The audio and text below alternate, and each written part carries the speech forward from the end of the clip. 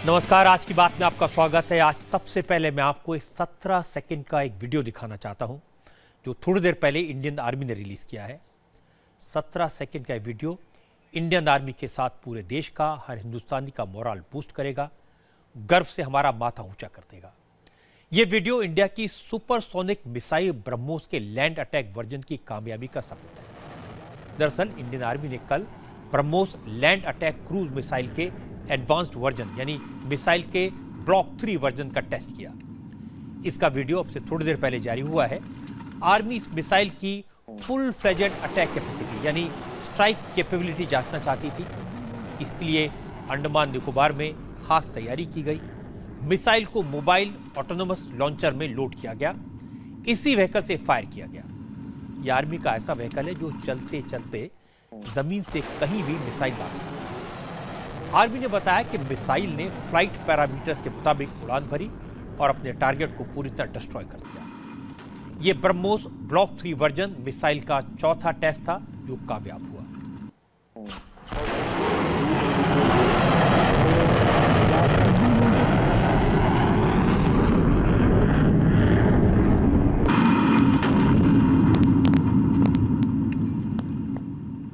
Supersonic missile BrahMos 9 metre लंबी है। आवाज की रफ्तार से 3 गुना तेजी के साथ 300 से 450 किलोमीटर की दूरी तक मार कर सकती है। हर मिसाइल 300 किलो का एक वॉरहेड लेकर जा सकती है। इंडियन आर्मी इस वक्त दुनिया के उन विकसित देशों की आर्मी में शामिल हो गई है जिसके पास जमीन, समुद्र, सबमरीन और हवा से इस तरह की लैंड अटैक मिसाइल फायर करने की क्षमता है। पिछले महीने बे ऑफ बंगाल में इंडियन नेवी ने अपने जहाज तेग से इस मिसाइल का सफल परीक्षण किया। इंडियन आर्मी की तरफ से जारी यह वीडियो देश के दुश्मनों के लिए चेतावनी है। आज भारत सरकार ने पाकिस्तान को एक और चेतावनी दी। आज भारत ने सबूतों के साथ कहा कि एलओसी पर भारतीय जवानों के साथ जो बर्बरता हुई वो पाकिस्तान आर्मी ने की। इस साजिश में पाकिस्तानी आर्मी के टॉप कमांडर शामिल थे। भारत ने साफ साफ कहा कि पाकिस्तान आर्मी के जिस कमांडर ने यह साजिश रची, इसके आदेश दिए और जिसने भारत के शहीद जवानों के सिर काटे, उन सब के खिलाफ पाकिस्तान को तुरंत एक्शन लेना होगा। आज विदेश मंत्रालय ने इस मामले में साफ कहा कि भारत के पास पाकिस्तान की बर्बरता के सबूत हैं। फॉरेन मिनिस्ट्री के स्पोक्सपर्सन गोपाल बागले ने बताया कि एलओसी पर जो खून के धब्बे मिले वो शहीद जवानों के ब्लड सैंपल से मैच करते हैं और जवानों के खून के धब्बे सरहद तक जाते हैं।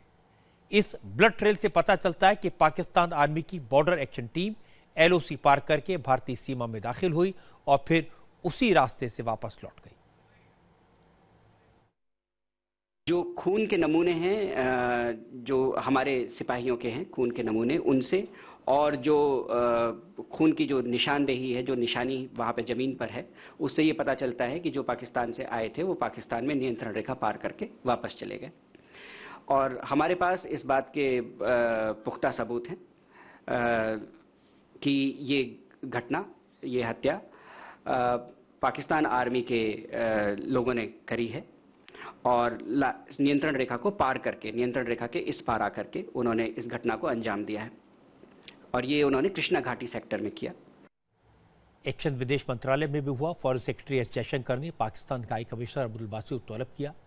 पाकिस्तान ने हाई कमिश्नर के सामने 2 जवानों के शवों से बर्बरता का मामला सख्ती से उठाया गया, विरोध जताया, पाकिस्तान से इन अपराधियों पर एक्शन लेने को कहा।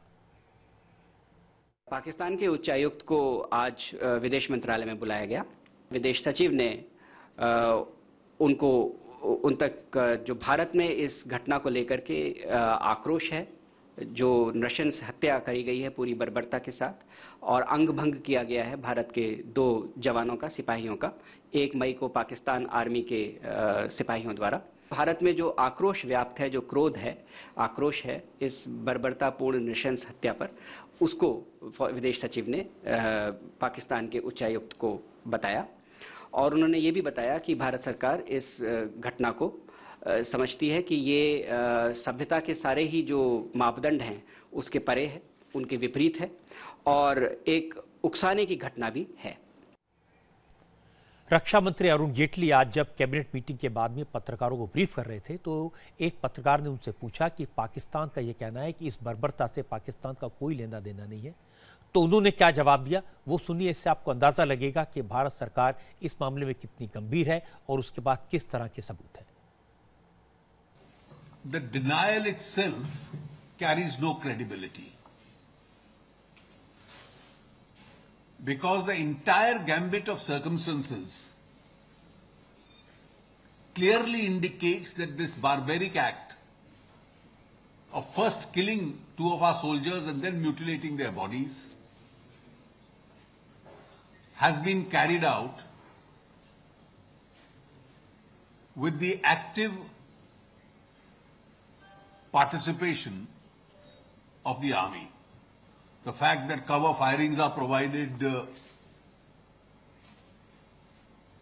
to those who carry out this act, they are helped to escape on such a heavily guarded border where posts are within few meters of each other. This can't happen without the protection of the participation or the actual indulgence of the army itself. Arun Jaitley बिल्कुल साफ साफ कहा कि यह घटना पाकिस्तान की army के involvement के बगैर नहीं हो सकती थी। हमारे संवाददाता मनीष प्रसाद को भी आर्मी के सोर्सेज से कुछ डिटेल्स पता चली है। मनीष का कहना है कि इस पूरे अटैक की प्लानिंग पाकिस्तान की 3 SSG बटालियन ने की थी। शहीदों के शवों का सिर काटने का निर्देश भी इसी बटालियन के कमांडिंग ऑफिसर ने दिया था। मनीष की इस रिपोर्ट से आपको अंदाजा होगा कि पाकिस्तान की आर्मी ने किसके इशारे पर शहीद जवानों के सिर काटे, उनकी बॉडीज को म्यूटिलेट किया। इंटेलिजेंस इनपुट के मुताबिक पाकिस्तान की बर्बरता के पीछे कोई और नहीं बल्कि पाकिस्तान आर्मी का 3 SSG बटालियन है। 2 मई को भारतीय सैनिकों के साथ जो उन्होंने उनके पार्थिव शरीर को शत विक्षत किया, उसके पीछे पाकिस्तान आर्मी की पूरी प्लानिंग थी और जिसका मास्टरमाइंड था 3 SSG बटालियन का कमांडिंग ऑफिसर। दरअसल इसी कमांडिंग ऑफिसर ने इसकी पूरी जानकारी 10 कोर के कमांडर लेफ्टिनेंट जनरल नदीम रजा को दी थी और यही ब्रीफिंग पाकिस्तानी आर्मी के चीफ को भी की गई। पूरी प्लानिंग करने के बाद इन्होंने क्रॉस बॉर्डर किया और 250 मीटर अंदर घुसने के बाद ये बर्बरतापूर्ण और कायराना हरकत की है। अब इसी को देखते हुए भारतीय सेना ने पूरी तैयारी कर ली है। खासतौर पे साउथ ऑफ पीर पंजाल जो कि अखनूर से लेकर बमियाल तक लगता है, वहां पर एक्स्ट्रा डिप्लॉयमेंट किया गया है, अलर्टनेस रखी गई है। 24 घंटे ये मॉनिटर किया जा रहा है, खासतौर पे उन इलाकों पे जहां पर बॉर्डर एक्शन टीम के ट्रेनिंग कैंप हैं। पाकिस्तान लाख इनकार करे, लेकिन जिस तरह की हरकत हमारे जवानों के साथ हुई, जिस जगह हुई और पाकिस्तान की सीमा से जितनी दूरी पर हुई, वो बिना पाकिस्तानी आर्मी के सपोर्ट के या इन्वॉल्वमेंट के नहीं हो सकती, या फिर आर्मी खुद ऐसी हरकत कर सकती है।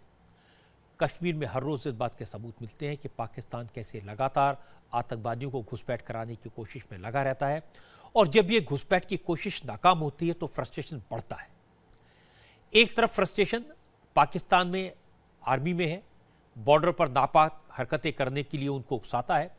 दूसरी तरफ कश्मीर में एक्टिव मिलिटेंट्स हताशा में बैंक लूट रहे हैं, कर्मचारियों को मार रहे हैं और कश्मीरियों को मार रहे हैं। आज वैली में बैंक लूटने की 2 वारदातें हुई। 2 घंटे में 2 बैंक्स को गन पॉइंट पर लूटा गया। साउथ कश्मीर के पुलवामा में 4 आतंकवादी थे। पहले वही गांव में एक बैंक की ब्रांच से 3 से 4 लाख रुपए लूटे। इसके बाद पुलवामा के निहामा में आतंकवादियों ने जम्मू कश्मीर बैंक से 1,60,000 रुपए लूटे। कल भी कुलगांव के यारीपुरा इलाके में एक बैंक में लूट की गई थी। इसके पहले आपको याद होगा 1 मई को आतंकवादियों ने कुलगांव में ही जम्मू कश्मीर बैंक की एक कैश वैन को टारगेट किया था। इसी हमले के दौरान 5 पुलिस वाले शहीद हुए थे, 2 बैंक कर्मचारी मारे गए थे। आतंकवादी 4 सर्विस राइफल लेकर फरार हो गए थे। आज पुलिस ने बताया कि बैंक लूट में लश्कर के आतंकवादी शामिल थे। निहामा की जहां तक हम बात करें तो वहां पे जो उनका सेफ था उसके अंदर जो खुलवाया गया एट गन पॉइंट, उसके अंदर कुछ कॉइन्स भी पड़ी थी और वो कॉइन्स जो हैं तकरीबन 10-10 की कॉइन्स, 5-5 की कॉइन्स थी और उनको भी लूटा गया। वो तकरीबन 2-2.5 हज़ार रुपये मालिक की थी, उनको भी लूटा गया। और अभी तक जो हमने आइडेंटिफाई किया है तो इसमें सामने लश्कर का नाम आ रहा है और लश्कर का खासकर जो माजिद मीर है काकपुरा का, उसको आइडेंटिफाई किया गया है। उसके साथ जो बाकी लोग थे, कुछ लोगों ने उसमें नकाब भी पहनी हुई थी, लेकिन आगा हांसपुर है एक गाँव यहाँ पे पदगामपुरा के पास, वहाँ का शबीर डार मिलिटेंट है, वो भी इसमें आइडेंटिफाई हो गया है, तो ये क्लैरिफाई कर लेता है कि इसमें लश्कर का जो है वो हाथ था। आज पुलिस थोड़ी प्रोएक्टिव भी नजर आई। पुलिस ने बैंक लूटने वाले आतंकवादी की तस्वीर जारी कर दी। हिजबुल के आतंकवादी उमर मजीद के पोस्टर पूरे कुलगांव में लगा दिए। इसकी जानकारी देने वाले को 10 लाख के इनाम का भी ऐलान किया। पुलिस के मुताबिक उमर मजीद ने कुलगांव में कैश वैन को लूटा था। 5 पुलिस वालों समेत 7 लोगों को मारा था। पता चला कि आतंकी उमर मजीद कुलगांव के सूची गांव का रहने वाला है। कश्मीर में होने वाली बैंक लूट की घटनाओं के पीछे इसी का हाथ है। उमर मजीद के साथ इशफाक पालन नाम के आतंकवादी को भी ढूंढा जा रहा है और इन दोनों की गिरफ्तारी के कल रात शोपिया और उसके आसपास के इलाकों में कई जगह रेड की गई। आज chief minister Mehbooba Mufti cash van पर आतंकवादी हमले मारे गए पुलिस वालों और बैंक के सिक्योरिटी गार्ड्स के घर गई। उनके परिवार वालों को सांत्वना दी। हिजबुल ने जिन 2 सिक्योरिटी गार्ड्स को मारा, उन परिवारों में अब सिर्फ 2 विधवाएं और 4 यतीम बच्चे हैं। इन लोगों से मुलाकात के बाद महबूबा ने कहा कि इस तरह की वारदात से कश्मीर बर्बाद हो रहा है और कश्मीरी भी। आतंकवादियों को इस तरह बेगुनाह कश्मीरियों को कत्ल करने से कुछ हासिल नहीं होगा। जो यहाँ लोग जो अपना अमानत जमा करते हैं बैंक में, उसकी हिफाजत के लिए निकले थे और इस तरह से इनको बेदर्दी से कत्ल करना, मुझे लगता है कि ये हमारे कौम की इससे बड़ी बदकिस्मती कोई नहीं हो सकती है। हम लोगों को सोचना होगा कि इस किस्म की तोड़ फोड़, इस किस्म की डाका जनी, इस किस्म के कत्लो गारत से आखिर हम क्या कर रहे हैं? हम अपनी कौम का क्या हम अपनी कौम के लिए क्या कर रहे हैं? इस वक्त हमारे पास जो भी असासे हैं उनको हम बर्बाद कर रहे हैं, बच्चों को स्कूल जाने नहीं दे रहे हैं, तोड़ फोड़ कर रहे हैं। बैंकों में जहां हमारे गरीब लोग अपना पैसा जमा करते हैं उसमें डाका जनी करते हैं, डाका डालते हैं। और इसी तरह ये जो गरीब जवान है जो कहीं नौकरी करता है, घर से अपने बच्चों का पेट पालने के लिए निकलता है, उनको इस तरह से इतनी नाइंसाफी से उनको कत्ल करते हैं। इससे हासिल क्या होगा? मुझे लगता है हम सब लोगों को ये सोचना पड़ेगा और ख़ासकर मैं यहाँ के जवान जो हमारे अपने बच्चे हैं उनसे अपील करना चाहती हूँ कि ये जम्मू कश्मीर आपका है, ये ज़मीन आपकी है, इसको संवारने के लिए काम कीजिए, इसको खुशहाल बनाने के लिए काम कीजिए। खुदा ना खास्ता इस तरह जो बर्बादी हो रही है इसको रोकने में हमारा ताउन दीजिए। आज कश्मीर के इशू पर अमित शाह भी बोले। अमित शाह ने कहा कि कश्मीर के हालात सुधारने के लिए सब कुछ करेंगे। भारतीय जनता पार्टी की सरकार कश्मीर मसले को बड़ी संजीदगी से, गंभीरता से देख रही है और कोई कसर कश्मीर के लिए छोड़ी नहीं जाएगी और जो भी जरूरी होगा वो सब किया जाएगा। पिछले 1 हफ्ते में कश्मीर में आतंकवादियों ने बैंक लूटने की जो वारदातें की उससे 2 बातें साफ हैं।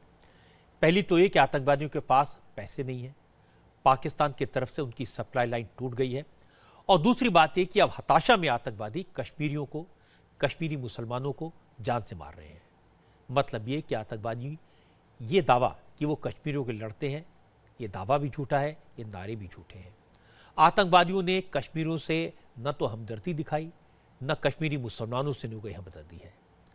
इसीलिए मैं कहता हूं कि महबूबा मुफ्ती की बात सही है कि अलगाववादी और आतंकवादी जो हरकतें कर रहे हैं उससे कश्मीर भी बर्बाद हो रहा है और कश्मीरी भी। आगे बढ़ते हैं, आपको दिखाते हैं कि भगवान के दर पर आज जब प्रधानमंत्री नरेंद्र मोदी पहुंचे तो कैसा नजारा था। भगवान शिव के 11वें ज्योतिर्लिंग केदारनाथ मंदिर के कपाट खुले।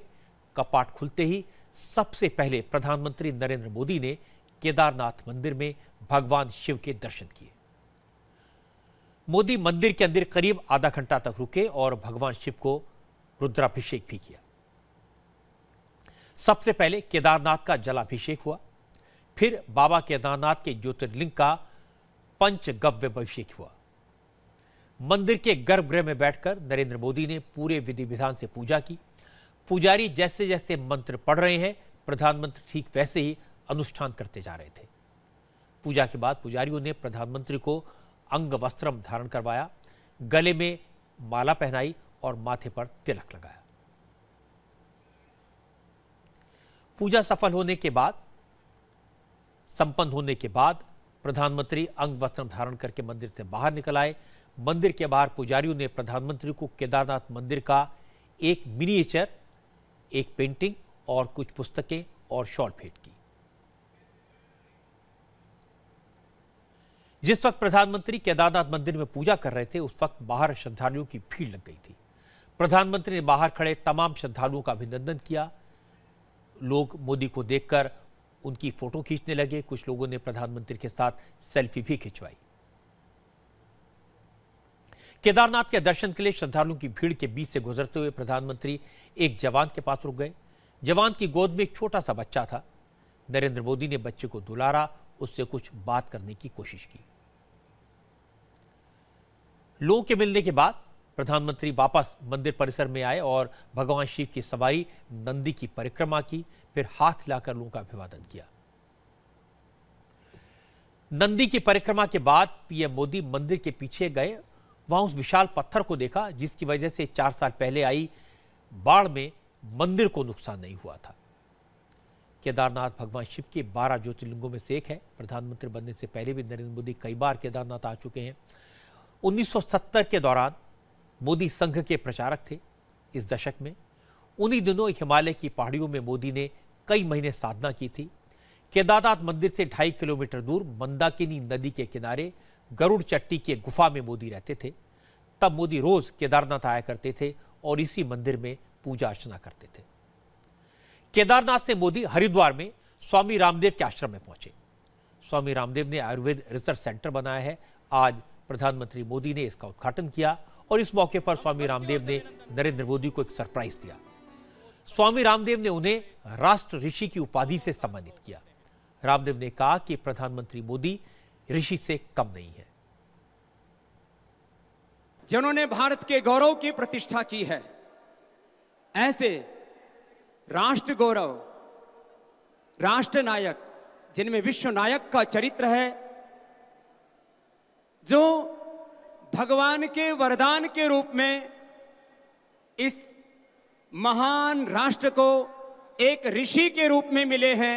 इसलिए पूरे पतंजलि योगपीठ और भारत के अध्यात्म सत्ता की ओर से, पूरे राष्ट्र की ओर से आज हम आदरणीय श्री प्रधानमंत्री जी को राष्ट्र ऋषि के रूप में सम्मानित कर रहे हैं। स्वामी रामदेव के सम्मान से प्रधानमंत्री थोड़े सरप्राइज दिखाई दिए। मोदी ने कहा कि यह सम्मान देकर बाबा ने चुपके से उनकी जिम्मेदारी बढ़ा दी है। मुझे पता नहीं था, बाबा ने सरप्राइज दे दिया। बड़ी भावुकता के साथ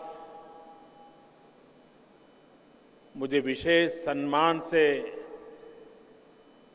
आभूषित किया, अलंकृत किया। मैं इस बात को भली भांति समझता हूं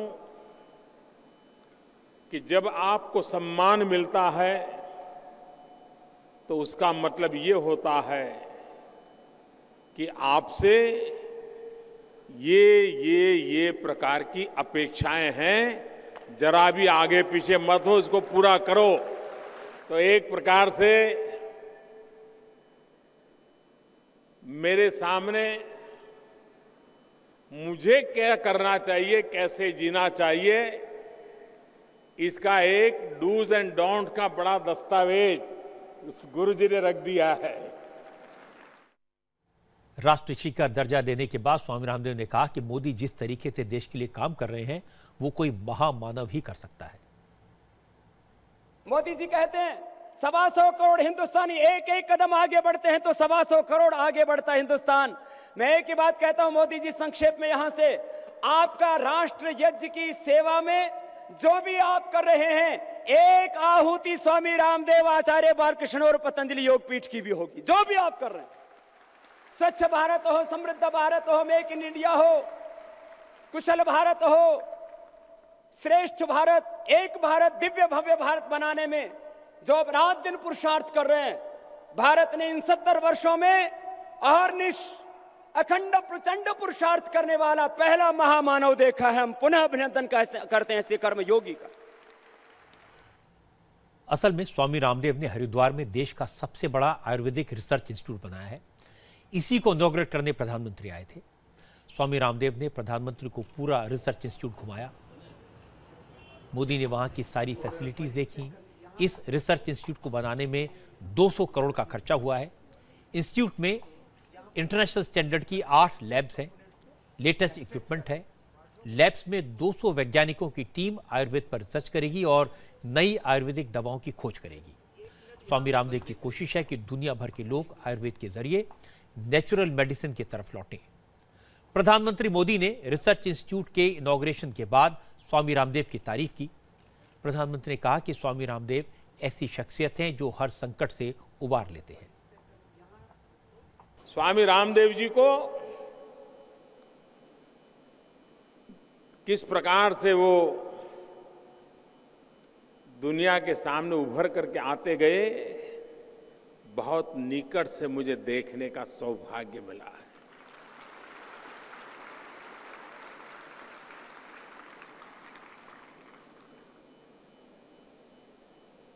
उनका संकल्प और संकल्प के प्रति समर्पण, यही उनकी सफलता की सबसे बड़ी जड़ी बूटी है। और ये जड़ी बूटी बालकृष्ण आचार्य जी की खोजी हुई जड़ी बूटी नहीं है, ये स्वामी जी ने खुद ने खोजी हुई जड़ी बूटी है।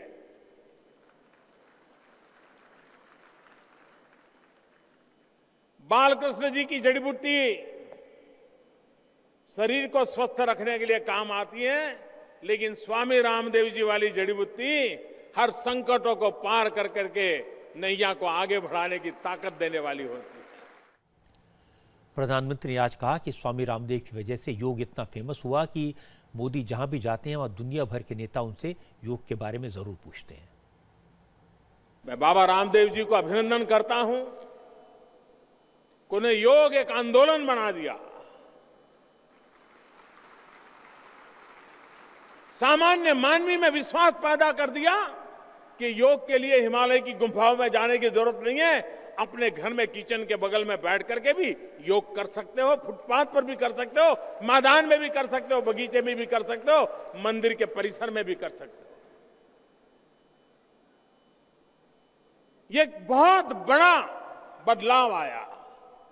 मुझे विश्व के जितने लोगों से मिलना होता है, मेरा अनुभव है कि देश की बात करेंगे, विकास की बात करेंगे, इन्वेस्टमेंट की चर्चा करेंगे, राजनीतिक परिदृश्य की चर्चा करेंगे, लेकिन एक बात अवश्य करते हैं, मेरे साथ योग के संबंध में तो एक दो सवाल जरूर पूछते हैं। कुछ दिन पहले सोशल मीडिया पर योग गुरु स्वामी रामदेव की मौत की खबर वायरल हो गई थी। आज स्वामी रामदेव ने उसका जिक्र किया, कहा कि जब तक गुरुओं की दुआएं हैं और देश में मोदी जी जैसा लीडर है, तब तक न बाबा कभी गिरेगा और न कभी देश गिरेगा। पिछले दिनों एक सोशल मीडिया पर एक वायरल किया मैसेज कि बाबा का एक्सीडेंट हो गया है और बाबा स्वर्गवासी हो गए हैं, मैं धरतीवासी ही हूं अभी।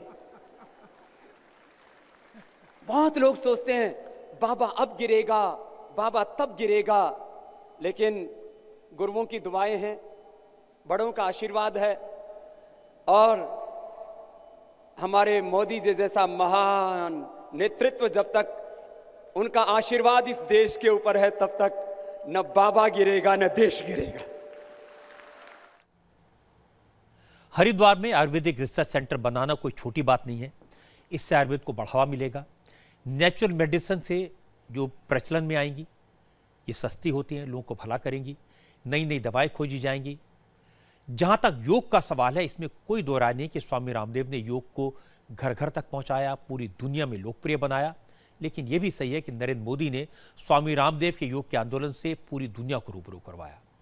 नरेंद्र मोदी की कोशिश से पूरी दुनिया में 21 जून को योग दिवस की शुरुआत हुई और यह बड़ी उपलब्धि है। आज एक और योगी आदित्यनाथ ने यूपी में नए विधायकों की क्लास ली। योगी की बात आपको सुनवाएंगे, लेकिन इससे पहले 20 सेकंड का एक स्पॉन्सर मैसेज। और आपको बताते हैं कि आज यूपी के मुख्यमंत्री योगी आदित्यनाथ ने अपने एमएलए की कैसे क्लास ली। यूपी में पहली बार चुनकर आए एमएलए का एक ट्रेनिंग प्रोग्राम था। इस कार्यक्रम में चीफ मिनिस्टर योगी आदित्यनाथ ने नए विधायकों को बताया कि विधानसभा में क्या करना है और क्या नहीं करना। योगी आदित्यनाथ ने एक बड़ी बात कही। उन्होंने कहा कि सत्ता पक्ष के विधायकों या विपक्ष के, सबको अपनी बात कहने का हक है। चुनाव के दौरान भले एक दूसरे पर इल्जाम लगाए गए हों, लेकिन अब सरकार सबकी है। योगी आदित्यनाथ ने कहा कि उनकी कोशिश होगी कि विधानसभा की कार्रवाई ज्यादा से ज्यादा चले, क्योंकि असेंबली में काम होगा तो छोटे स्तर पर होने वाली गड़बड़ियां खुद ब खुद बंद हो जाएंगी। जिस दिन विधानसभा चलने लग जाएगी, मैं मानता हूं कि विधानसभा के 90 दिन चलने का मतलब किसी थाने में और किसी तहसील में फिर कोई गड़बड़ी नहीं करने पाएगा, क्योंकि उसको मालूम है कि हमारा विधायक इस बात को नहीं तो सदन में रखेगा। हम जो बात रखें वह प्रमाणिक हो, बिना किसी पूर्वाग्रह के, और सरकार इस बात के लिए प्रतिबद्ध है कि हमने चुनाव में कुछ भी कहा हो, किया हो, लेकिन सरकार किसी के साथ अन्याय नहीं होने देगी और किसी प्रतिशोध की भावना के साथ किसी को कार्य भी नहीं करने देगी। हमारा पक्ष न्याय का पक्ष होगा, अन्याय किसी के साथ नहीं, लेकिन कहीं भी किसी को कानून को हाथ में लेने की छूट भी नहीं। और उस विश्वास के साथ, पूरे धड़ल्ले के साथ विधानसभा के अंदर अगर आप अपनी आवाज को उठाएंगे तो सरकार पूरी संवेदना के साथ उस पर कार्य करने के लिए तत्पर होगी। विकास की योजनाओं में बिना किसी भेदभाव के, जहां आवश्यकता है, न जाति, न मत, न मजहब, न लिंग, किसी प्रकार का कोई भेदभाव नहीं, वहां तक पहुंचना चाहिए। आज योगी आदित्यनाथ ने विधायकों को यह भी समझाया कि सदन में उन्हें कैसे पेश आना है। एक जनप्रतिनिधि को यह शोभा नहीं देता है कि हम कोई व्यक्ति हमसे कहे कि भाई इस मुद्दे को आप वहां रख दीजिए। आप किसी के कैरियर नहीं बनिए, आप स्वयं एक सरकार हैं, आप एक विधायिका के प्रतीक हैं, और इसलिए इस बात का प्रयास होना चाहिए कि जब हम सदन में अपनी कोई बात रखें तो रखी जाने वाली बात नियमों के दायरे में हो, एक निश्चित मर्यादा में हो। हमारा शिष्टाचार और हमारी सदा संहिता वहां पर कहीं भी हमारे धैर्य को खोते हुए न दिखती हो। बहुत चिल्लाने की बजाय, शोरगुल करने की बजाय, बैल में आने की बजाय, अगर हम एक दायरे में रह करके नियम के अंतर्गत अपनी बात को कहते हैं तो ज्यादा महत्वपूर्ण होती है, ज्यादा प्रभावी होती है। योगी आदित्यनाथ ने एक बड़े पते की बात कही। उन्होंने कहा कि राजनीति की सबसे बड़ी दिक्कत यह है कि नेताओं ने जनता का भरोसा खो दिया है। जनता का भरोसा फिर से कैसे कायम हो, इस पर सोचने की जरूरत है। आपके क्षेत्र में कहीं जल जमाव हो जाएगा तो आप जाएंगे, कहीं किसी के सामने कोई समस्या हो जाएगी तो आप जाएंगे। संकट में खड़ा होना, न दिन देखना, न रात देखना, न सर्दी देखनी, न गर्मी देखनी, न बरसात देखना। जब भी आप कहीं संकट में किसी को देखते हैं, अपनी उपस्थिति को वहां दर्ज कराने का प्रयास करते हैं, और उस सबके बावजूद आपको जवाबदेह नहीं माना जाता है। ये क्या कारण है? इस पर सोचने की आवश्यकता है। विश्वसनीयता का जो संकट हम सबके सामने खड़ा हुआ है, इसमें कहीं ना कहीं सदन में हमारी अनुपस्थिति भी एक कारण है। सदन में किसी नियम और किसी मर्यादा के परे आचरण जब हम लोगों के द्वारा होता है, वह भी एक कारण है। और तीसरा, जो जनप्रतिनिधियों पर अक्सर भ्रष्टाचार के आरोप लगते हैं, यह भी उसका एक कारण है, क्योंकि गंदगी एक व्यक्ति फैलाएगा लेकिन उसके कारण बदनाम पूरी व्यवस्था होती है। यूपी असेंबली में कुल 403 एमएलए हैं। इनमें से 238 एमएलए ऐसे हैं जो पहली बार इलेक्शन जीत कर आए हैं, और इन 238 में से भी 209 एमएलए बीजेपी के हैं। खुद योगी आदित्यनाथ भी कभी एमएलए नहीं रहे हैं, लेकिन वो 5 बार लोकसभा का चुनाव जरूर जीते हैं। पार्लियामेंट में उनका लंबा अनुभव है, और उसी अनुभव के आधार पर योगी ने आज नए एमएलए को समझाया कि विधानसभा में क्या करना है और क्या नहीं करना। ऐसे दिल्ली में आज कुमार विश्वास ने अरविंद केजरीवाल को समझा दिया क्या करना है और क्या नहीं करना। अरविंद केजरीवाल और कुमार विश्वास की तकरार के पहले राउंड में कुमार विश्वास की जीत हुई। केजरीवाल ने कुमार विश्वास को मनाने के लिए उनकी सारी शर्तें मान ली। आज कुमार विश्वास केजरीवाल की बहुत मिन्नतों के बाद पीएसी की मीटिंग में गए। मीटिंग में फैसला हुआ कि कुमार विश्वास के खिलाफ बयानबाजी करने वाले एमएलए अमातुल्लाह खां को पार्टी से सस्पेंड कर दिया जाए, और कुमार विश्वास को अरविंद केजरीवाल ने राजस्थान का इंचार्ज भी बनाया। मीटिंग के बाद कुमार विश्वास और मनीष सिसोदिया साथ साथ बाहर निकले। सिसोदिया मीडिया के सामने आए। सिसोदिया ने कहा कि विवाद खत्म हो गया है। हालांकि कुमार विश्वास के चेहरे से ऐसा नहीं लगा कि वो खुश हैं। कुमार विश्वास ने क्या कहा, यह भी आपको बताएंगे, लेकिन पहले सुनिए कि पीएसी की मीटिंग में फैसला क्या हुआ। पीएसी की बैठक हुई और 2-3 चीज़ें उसमें तय हुई हैं कि एक तो जो बयानबाजी हुई कुमार विश्वास को लेके, अमानत ने जो बयान दिया उसको लेके पीएसी ने पहले ही अपना नाराज़गी जाहिर की थी और उस नाराज़गी की वजह से उसके बाद उनका इस्तीफ़ा हुआ था, उसके बाद उनका इस्तीफ़ा स्वीकार भी हुआ था। अभी निर्णय लिया गया है कि अमानतुल्लाह खान को पार्टी की मेंबरशिप से सस्पेंड किया जा रहा है और उनके इस एक्शन, उनकी जो बयानबाजी थी उसको लेके एक कमेटी बनाई गई है कि उनको क्या कहना है, क्या उसके फैक्ट्स हैं, क्या वो कहना चाहते हैं। दूसरा, कुमार विश्वास को और सक्रियता देने के लिए राजस्थान का प्रभारी पीएसी की तरफ से नियुक्त किया गया है ताकि राजस्थान में जो आने वाला चुनाव है वो इनके प्रभार के रूप में लड़ा जा सके, ये वहाँ संगठन पार्टी को खड़ा करें। मैं कुमार विश्वास को जानता हूं और केजरीवाल को पहचानता हूं। कुमार विश्वास जो कहते हैं खुलेआम करते हैं। केजरीवाल की कथनी और करनी में फर्क है। इस एपिसोड में केजरीवाल ने तो घुटने टेक दिए, लेकिन कुमार विश्वास बातों में तल्खी कायम है। आज कुमार ने फिर कहा कि वो किसी के दबाव में अपना मुंह बंद नहीं करेंगे, जो सही लगेगा कहेंगे। किसी को यह गलतफहमी नहीं होनी चाहिए कि पार्टी किसी एक की है। पिछले 4-5 दिनों में पार्टी में जो एक सोच विचार का प्रोसेस शुरू हुआ था, सबसे पहले तो मैं उन सारे कार्यकर्ताओं को, पार्टी के प्रति शुभचिंता रखने वाले सभी लोगों को, अपने सारे पदाधिकारियों को, विधायक, मंत्री, तमाम लोगों को इस बात का धन्यवाद देता हूं कि वे इस समय पर पार्टी के साथ खड़े रहे, हमारे साथ खड़े रहे। और मैं उन्हें आश्वस्त भी करता हूं पार्टी की ओर से कि जब जब कोर्स करेक्शंस की हमें जरूरत पड़ेगी, जब जब विचार विमर्श की जरूरत पड़ेगी, हम एक दूसरे के साथ सहमत असहमत होते हुए बैठेंगे। किसी को भी ये भ्रम नहीं होना चाहिए पार्टी के बाहर या भीतर कि ये किसी प्रकार के वर्चस्व का संवाद है। निजी रूप से मैंने कल भी आपसे कहा था कि ना जीवन में मंत्री, मुख्यमंत्री, उप मुख्यमंत्री, पार्टी संयोजक ना बनने की इच्छा है, ना कभी बनूंगा, लेकिन कुछ विचार विमर्श पार्टी में होने चाहिए थे, जो हो रहे हैं। अब उनकी प्रक्रिया प्रारंभ हुई है और उस हर कार्यकर्ता को, उस हर व्यक्ति को जिसने इस कठिन समय में मेरे साथ खड़े होने के लिए स्वयं को आगे लाए, उन सबको आभार देता हूं और आश्वस्ति कराता हूं कि जंतर मंतर से भ्रष्टाचार मुक्ति की लड़ाई, अपनी निजता के अहम को छोड़कर बड़े काम की लड़ाई जो हमने शुरू की थी, उसके बीच में कोई बाधा नहीं आएगी। इस समझौते की बिजली गिरी अमानतुल्लाह पर। उन्हें पार्टी से सस्पेंड कर दिया गया और अब कमेटी उनके बयानों पर उनसे सफाई मांगेगी। पार्टी का फैसला है और पार्टी से पूछें आप। लेकिन आप अपना पक्ष रखेंगे? विधायक 2.5 साल पुराना आया हुआ दूसरी पार्टी से कार्यकर्ता हूं, मैं अपनी क्या बात रखूंगा। कुछ चीजें बोली थी कुमार विश्वास के लिए, आप उस पर कायम हैं? छोड़िए जी, वो तो वो बड़े लीडर हैं। पार्टी में चर्चा चल रही है कि सर आपके पीछे कोई और है सर जो ये सब करवा रहा है। अब वो तो कुमार जी बता दें कौन है पीछे जी। कुमार विश्वास ही बताएंगे, उन्हें पता होगा कौन है। अमानत भाई, जो बयान की जांच करेंगे या बात करेंगे आपसे, तो उस वक्त आप खुलासा करेंगे? वो जरूरी है, वो जरूरी नहीं है मैं जाऊं या ना। आपने देखे अमानतुल्लाह के तेवर। अब आपको कुमार विश्वास के तेवर दिखाते हैं। जब वो केजरीवाल के घर से निकलकर अपने घर पहुंचे तो उन्होंने कहा अब पार्टी उन्हीं सिद्धांतों पर चलेगी जिनके लिए वो बनी थी।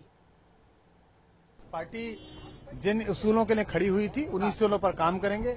कार्यकर्ता की आवाज, भ्रष्टाचार विरोधी आवाज और राष्ट्रवाद, इन 3 पर काम करेगी। आज पार्टी ने संकेत दिया है कि शीर्ष पर बैठे किसी भी साथी के लिए अनर्गल बयानबाजी बर्दाश्त नहीं की जाएगी और पार्टी ने कुछ जिम्मेदारी बांटी हैं, जिसमें अगला चुनाव लड़ने की जिम्मेदारी राजस्थान में है। उसके लिए मुझे अधिकृत किया गया, मैंने जब जो जिम्मेदारियां दी उन्हें उठाया है और मैं आशा करता हूं कि जिस मुहिम को आज कार्यकर्ताओं ने, लाखों लाख कार्यकर्ताओं ने, मंत्रियों ने, विधायकों ने सबने शुरू किया है, एक नए समय के सपने के निर्माण के लिए, हम पिछली सारी भूलों को भूलकर, पिछली सारी पराजयों को भूलकर जिस काम के लिए हम सब निकले उसे पूरा करेंगे। लेकिन कुछ गड़बड़ तो जरूर है। कुमार विश्वास जब अपने घर की तरफ निकले तो अरविंद केजरीवाल ने पीछे से मनीष सिसोदिया को अमानतुल्लाह के घर भेजा। सिसोदिया ने अमानतुल्लाह से मिलने के बाद जो कुछ हुआ उससे अमानतुल्लाह के तेवर बदले हुए नजर आए। पहले वो कह रहे थे पार्टी की जांच कमेटी के सामने नहीं जाएंगे, लेकिन सिसोदिया से मिलने के बाद उन्होंने माफी मांग ली। मैं हर हालत में पार्टी के फैसले के साथ हूं और सम्मान करता हूं। दूसरी पार्टी से आया हूं, छोटा सा कार्य करता हूं, तो बहुत बड़ा बनने की कभी कोशिश नहीं की। और ना आगे कभी करूँगा। लेकिन हाँ, हमेशा एक चीज़ की कि मैंने हमेशा पार्टी का साथ दिया, अपने किसी अमल से कभी पार्टी को नुकसान नहीं पहुँचाया, और आइंदा भी ये कोशिश करूँगा कि आइंदा कभी मेरे किसी अमल से, मेरी किसी एक्टिविटीज़ से पार्टी को नुकसान ना पहुँचे। मैं बड़ा अफसोस में हूँ और बहुत दुखी हूँ, और तमाम लोगों से मैं माफ़ी भी चाहता हूँ कि हमारी वजह से लोगों को जो दुख हुआ। आइंदा कोशिश करेंगे कि इस तरह की चीज़ें ना हों। ऊपर ऊपर से सुलह दिखाई देती है, लेकिन लगता है कि गर्म राख के नीचे चिंगारियां भी बाकी हैं। मैंने तो आपको 2 दिन पहले कहा था कि अमानतुल्लाह की बलि चढ़ेगी, आज चढ़ गई, लेकिन पिक्चर अभी बाकी है। अब आपको एक ऐसी खबर मैं दिखाता हूं जिससे आपको ममता बनर्जी की सियासत का स्टाइल पता चलेगा। 8 दिन पहले की बात है, 25 अप्रैल को नक्सलबाड़ी में जिस आदिवासी परिवार ने अमित शाह को अपने घर पर बैठकर हंस हंस कर खाना खिलाया था, आज उस परिवार ने तृणमूल कांग्रेस ज्वाइन कर ली। अब हुआ क्या था ये देखिए। अमित शाह नक्सलबाड़ी में आदिवासी राजू महली और गीता महली के घर गए थे। यह परिवार 2 दिन पहले अचानक गायब हो गया। बीजेपी के कार्यकर्ताओं ने परिवार को खोजा और फिर पुलिस में रिपोर्ट दर्ज कराने गए, लेकिन एफआईआर दर्ज नहीं हुई। आज अचानक राजू महली और गीता महली के घर पुलिस तैनात हुई। उनके घर पर तृणमूल कांग्रेस का झंडा लगा और फिर कुछ देर बाद तृणमूल कांग्रेस के नेताओं के साथ राजू और गीता आए। दोनों ने कहा वो तो दीदी के साथ हैं, तृणमूल कांग्रेस ही उनकी पहली पसंद है। आगे बोला था हम अब हमको अच्छा लगा, हम ভালো লাগছে, আমি আসি। না না না কোনো পেশা নেই। কালকে কোথায় ছিলেন? আমার দাদার বাড়িতে ছিলাম। गीता कह रही है उसने अपनी मर्जी से तृणमूल कांग्रेस ज्वाइन की, उस पर कोई प्रेशर नहीं है। लेकिन हमारे संवाददाता अनुपम मिश्रा ने गीता के पड़ोसियों से बात की तो असलियत सामने आई। রাজু মালি গীতা মালিকে খুঁজে পাওয়া যাচ্ছে না। আমাদের ধারণা টিএমসির লোক, ধারণা কি এটা হচ্ছে সত্যি ঘটনাই, যে কালকে রাস্তা থেকে ওদেরকে রাজু মালিকে তুলে নেওয়া যাওয়া হয়। মনে হচ্ছে যে এটা হচ্ছে টিএমসির কাজ, ওরাই হচ্ছে ষড়যন্ত্র করে ওদেরকে নিয়ে কোথাও আটকা রাখছে, ওদেরকে লোভ দেখাচ্ছে, এই দিবে ওই দিবে দিয়ে মানে ওদের পার্টিতে ডাকতে যাচ্ছে। গীতা বলতেছে যে আমাকে টিএমসির লোক খুব উৎপাত করতেছে, আসতেছে আমার বাড়িতে একটু পর পরে আসতেছে, এসে বলছে ঘর বাড়ি দিবে, টাকা পয়সা দিবে, আমাকে চাকরি দিবে। আর আমি বললাম দিবে ভালো কথা, जा पापी ने। बात सियासत की है, जब निकलती है तो दूर तक जाती है। दिल्ली तक असर दिखाई दिया। कोलकाता में बीजेपी के नेताओं ने गवर्नर से इस मामले की शिकायत की और दिल्ली में कानून मंत्री रविशंकर प्रसाद ने प्रेस कॉन्फ्रेंस की। बीजेपी का इल्जाम है कि ममता के इशारे पर तृणमूल कांग्रेस के नेताओं ने आदिवासी परिवार को किडनैप किया, दबाव डाला और उनसे जबरदस्ती टीएमसी ज्वाइन करने को कहा। कल तृणमूल कांग्रेस के समर्थकों ने गीता महली और राजू महली को जबरन अगवा कर लिया। हमारी भाजपा के यूनिट ने सिलीगुड़ी में केस दर्ज कराने की पूरी कोशिश की, लेकिन वहां केस दर्ज नहीं किया गया। और आज हमें बंगाल से जो खबर मिली है कि सुबह वो लोग आए और उन्होंने अपने को तृणमूल कांग्रेस का समर्थक बताया। और सबसे बड़ी बात यह है कि उनके घर के सामने पुलिस भी खड़ी है। ये दबाव में उनको टीएमसी का सदस्य बनाया गया है। आज मुझे ममता जी से एक सवाल पूछना है, क्या इस तरह से दबाव देकर वो लोकतंत्र के प्रवाह को रोक सकती है? अगर शारदा और नारदा घोटाले में कार्रवाई के कारण बौखलाहट है तो ये कार्रवाई रुकेगी नहीं। रविशंकर प्रसाद ने कहा कि अब ममता के इस तरह के हथकंडे नहीं चलेंगे। पश्चिम बंगाल के लोग ममता की मुसलमानों के प्रति अपीजमेंट और हिंदुओं के साथ बेरुखी को समझ चुके हैं। हनुमान जयंती के समय में आप शोभा यात्रा निकाल नहीं सकते, रामनवमी के समय आप शोभा यात्रा निकाल नहीं सकते, विजयदशमी में जो भसान होता है मां दुर्गा का, उसके लिए हाईकोर्ट को इंटरवीन करना पड़ा। तो एक तरफ open edge appeasement of one segment of society by rabid misuse of state power, और दूसरी तरफ पॉलिटिकल विरोध को रोकना पुलिस के दुरुपयोग करके, ये दोनों एक साथ चल रहा है। लेकिन तृणमूल कांग्रेस के नेताओं ने प्रेशर की बात को बिल्कुल गलत बताया। उन्होंने कहा कि आदिवासी परिवार अपनी मर्जी से तृणमूल कांग्रेस में शामिल हुआ। और गीता माहाली कटिया जोते नक्सलबाड़ी एरा तृणमूल कांग्रेसे যোগদান করছেন লিখিতভাবে জানিয়েছেন। আমরা সজ্ঞানে কারো বিনা প্ররোচনায় বিনা অর্থলোভে বিনা শর্তে কোনো প্রকার ভীত না হয়ে মমতা ব্যানার্জির আদর্শে অনুপ্রাণিত হয়ে তৃণমূল কংগ্রেসে যোগদান করছে। এখন রাজনীতি মানুষের স্বইচ্ছায় হয়, রাজনীতি জোর করে হয় না। এটা মানুষের ফান্ডামেন্টাল রাইট, মানুষের গণতান্ত্রিক অধিকার এবং এটা আমাদের সংবিधान প্রদত্ত অধিকার। इन सारी बातों पर थोड़ा आश्चर्य तो है। मैं आपको दो तस्वीरें दिखाता हूं। एक तस्वीर 25 अप्रैल की है। गीता महली का घर है। अमित शाह के बगल में बैठकर जो महिला उनसे हंस हंस कर बात कर रही है वो गीता महली है। गीता महली ने उस दिन अमित शाह को खुद खाना परोसा, उनसे काफी देर तक बात की।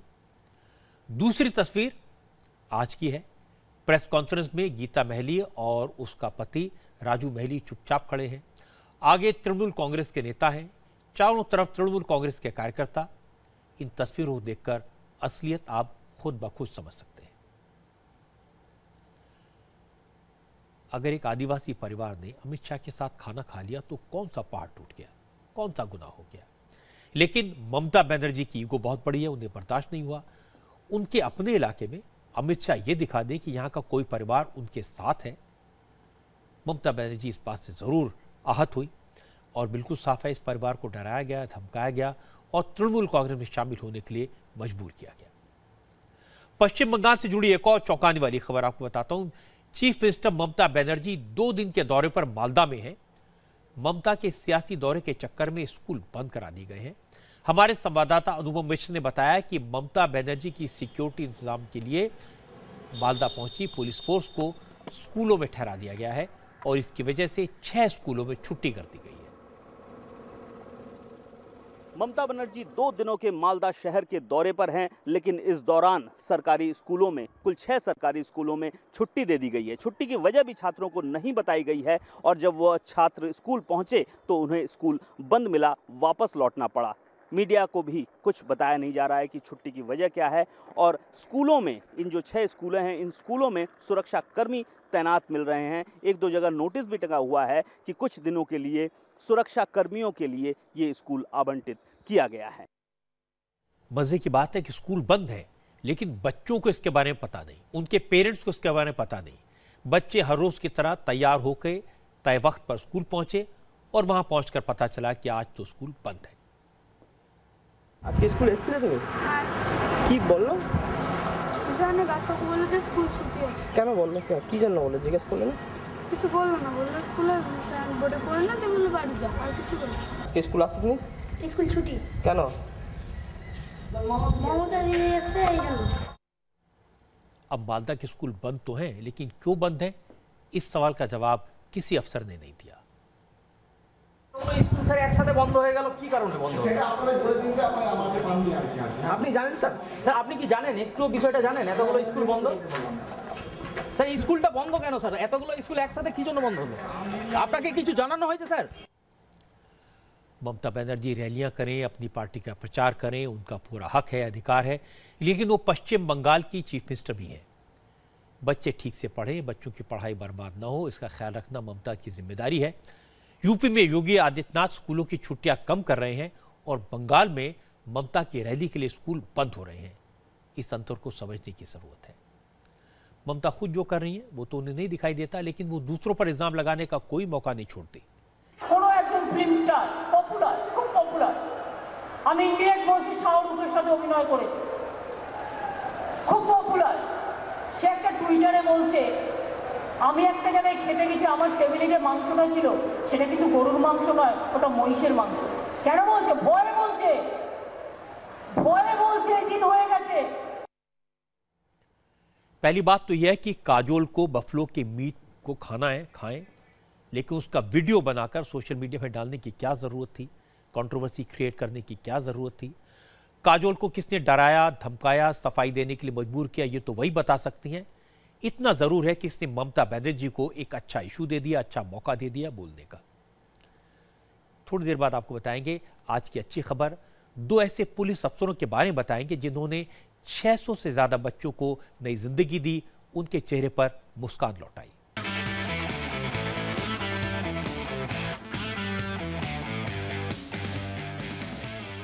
और अब वक्त आज की पॉजिटिव खबर का। अच्छी खबर में मैं आपको ऐसी 2 महिलाओं से रूबरू कराऊंगा जो मुंबई में मदर इंडिया के नाम से फेमस हो गई हैं। दोनों महिलाएं पुलिस अफसर हैं। इन लेडी ऑफिसर्स ने अब तक 650 से ज्यादा गुमशुदा बच्चों को उनके माँ बाप से मिलवाया। अब मैं आपको इन दोनों आरपीएफ अफसरों का परिचय भी करा दूं। पहली लेडी अफसर अंजना चौधरी हैं। Anjana Chaudhary railway protection force के अफसर हैं। इनकी ड्यूटी मुंबई की बोरीवली स्टेशन पर है। स्टेशन पर अंजना की आंखें हर वक्त ऐसे बच्चों को खोजती हैं जो मुश्किल में हो, डरे हुए हो या अकेले भटक रहे हैं। आरपीएफ की दूसरी लेडी ऑफिसर है रेखा मिश्रा। रेखा मुंबई के छत्रपति शिवाजी टर्मिनल पर तैनात हैं। 2014 बैच की आरपीएफ अधिकारी हैं और ये रेखा मिश्रा की पहली पोस्टिंग है। करीब 3 साल में रेखा की टीम छत्रपति शिवाजी टर्मिनल से 400 से ज्यादा बच्चों को रेस्क्यू कर चुकी है। लेडी अफसरों की ये टीम ड्यूटी के दौरान स्टेशन एरिया पर गश्त लगाती है। स्टेशन पर जहां ज्यादा भीड़ होती है वहां ये अफसर ज्यादा चौकन्ना रहती हैं। General ticket counter, retiring room और हर प्लेटफॉर्म पर नजर रखती हैं। कई बार लोकल ट्रेन में भी घूम घूम कर बच्चों से पूछती हैं वो किसके साथ आए हैं और जिसके साथ हैं उनके साथ क्या रिश्ता है। तसल्ली होने पर ही वो आगे बढ़ती हैं। अगर कोई बच्चा डरा हो, सहमा हो तो फिर उसे रोककर अलग ले जाकर बच्चे से बात करती हैं। लेडी ऑफिसर अंजना चौधरी ने बताया कि अब वो बच्चे की हालत देखकर समझ जाते हैं कि बच्चा किसी मुसीबत में है या नहीं। खोजती क्या है, बच्चे पता चल जाते हैं कि बच्चे अकेले हैं, कैसे हैं, क्या है, वो अकेले बैठे हैं, मासूम हैं, उनके साथ कोई संरक्षण नहीं है, माता पिता नहीं है। दूरदार नजर दे घुमाने के बाद पता चलता है कि बच्चे लोग अकेले घूम रहे हैं। सबसे पहले तो वर्दी देख के डर जाते हैं बच्चे और उसके बाद में उनको प्यार से, मेरे जेब में हमेशा चॉकलेट रखी रहती है, बच्चों को चॉकलेट से प्यार दुलार से उनको पूछताछ करते हैं और फिर उनके माँ बाप तक पहुँचाते हैं। गश्त के दौरान जो भीड़ भाड़ के एरिया रहती है, जैसे आपका ये जनरल हॉल हो गया, बुकिंग हॉल हो गया, जहाँ पे यात्री बैठते हैं, आराम करते हैं, या महिला वेटिंग रूम हो गया, मैं अपनी टीम के साथ वहाँ पे चेकिंग करती हूँ। चेकिंग के दौरान कुछ बच्चे सहमे हुए, डरे हुए या अकेले कुछ मुझे ऐसे शक की हालत में मिल गए तो उनसे हम पूछते हैं आप किसके साथ हो, कहाँ जाना है। तो इस तरह से जो बच्चे अकेले रहते हैं वो शक के आधार पे आइडेंटिफाई हो जाते हैं। अब आपको दर्शन सोनी से मिलवाते हैं। 2 साल पहले बोरीवली स्टेशन पर दर्शन का बेटा खो गया था। उस वक्त उनका बेटा महज 1.5 साल का था। घंटों तक इन लोगों ने पूरा स्टेशन ढूंढा, बेटा कहीं नहीं मिला। दर्शन हताश निराश हो चुके थे, लेकिन बाद में पता चला उनका बेटा एक पुलिस अफसर की गोद में महफूज है। ले रहे थे और अचानक से वो बच्चा किसी के ध्यान में नहीं रहा, हाथ से छूट गया। तो वी स्टार्टेड सर्चिंग हिम, मतलब हम लोग ढूंढने लगे इधर उधर हर जगह पे। बहुत तकलीफ हुई थी वो टाइम पे, तो हालांकि हम लोग के मतलब होश ही उड़ गए थे। होप्स तो छोड़ ही दिए थे, बोला बच्चा गया अभी। फिर हम लोग तो आरपीएफ में गए और वहाँ पे हमको पता चला कि एक चौधरी मैडम करके है जिसके पास एक बच्चा है। तो होप्स थोड़े जाग गए। वी वर सरप्राइज कि वो बच्चा उसके साथ अच्छे से था and she was giving biscuits and chocolates to him. ऐसा देन एकदम बोलते ना जान आ गई, जान में जान आ गया, ऐसा हो गया। बच्चों के गायब होने के फिगर्स सिर्फ मुंबई के नहीं है, सिर्फ रेलवे स्टेशन की नहीं है, ये काम बहुत बड़ा है। अकेले दिल्ली में मैं आपको फिगर्स बताता हूं, हर रोज 22 बच्चे गायब हो जाते हैं। मुंबई में हर रोज 12 बच्चे गायब होते हैं। दिल्ली में पिछले 5 साल में 26,761 बच्चे गायब हुए। इनमें से 17,034 बच्चों का आज तक कुछ पता नहीं चला। और यह सिर्फ दिल्ली का आंकड़ा है। अगर अकेले 2 महिलाएं 650 बच्चों को उनके माँ बाप तक पहुंचा सकती हैं, उनसे मिलवा सकती हैं, ये बहुत बड़ी बात है। इन अफसरों की जितनी तारीफ की जाए कम है। थोड़ी देर बाद आपको बताएंगे मुंबई से एक इंटरेस्टिंग खबर। आपको बताएंगे कि सुबह 3 बजे महाराष्ट्र के मुख्यमंत्री सड़क पर क्यों निकले।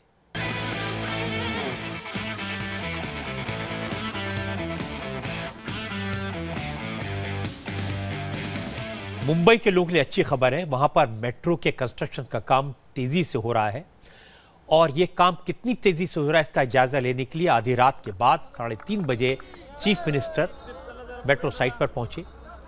दिन के वक्त लोगों को दिक्कत ना हो इसलिए देवेंद्र फडणवीस ने सुबह 3:30 बजे का वक्त चुना था। फडणवीस के साथ मुंबई मेट्रो के सीनियर अफसर थे। मुख्यमंत्री ने इस दौरान मेट्रो 7 प्रोजेक्ट के यू स्लैब का भूमि पूजन भी किया। आज की बात में इतना ही। स्टूडियो मेरे साथ सुचरिता है, मीनाक्षी हैं और ये दोनों आपको बताएंगे दिन भर की सारी बड़ी खबरें नॉन स्टॉप सुपरफास्ट में।